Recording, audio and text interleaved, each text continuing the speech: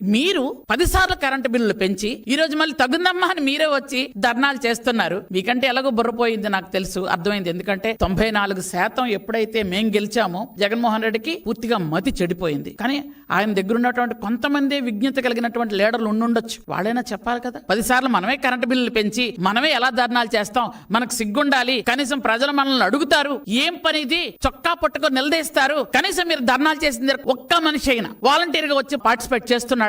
పైపించి మీరు మాట్లాడతారు రైతులు అన్యాయం అయిపోతున్నారని. ఎక్కడ రైతులు అన్యాయం అయిపోతున్నారు? చంద్రబాబు నాయుడు గారి పరిపాలనలో రైతులకి ధాన్యం కొనుగోలు కేంద్రంలో ఇచ్చినటువంటి రైతుకి 3 గంటల్లో కూడా డబ్బులు పడిన రైతులు ఉన్నారు. ఇలా అడగండి కావాలంటే, మీకు ధైర్యం ఉంటే. 24 గంటల్లో మీకు డబ్బులు ఇస్తామని మేము చెప్పాం, కానీ 3 గంటల్లో కూడా డబ్బులు పడుతున్నాయి రైతులకి. రైతులు క్షేమంగా ఉన్నారు. ఈ రోజు వర్షాలు పడితే తడిచిన ధాన్యాన్ని కూడా కొంటాము అని రైతులకు ధైర్యాన్ని ఇస్తున్నాం మేము. చంద్రబాబు నాయుడు గారు డైరెక్ట్ గా చెప్పారు, ఎక్కడ రైతుని ఇబ్బంది పెట్టకూడదు, మీరు పలానా మిల్లర్ తీసుకెళ్లాలి అని ఉంటే ఆ మిల్లకే తీసుకెళ్ళండి, మీకు ఎక్కడ అమ్ముకోవాలనుకుంటే అక్కడే ఇవ్వండి అని.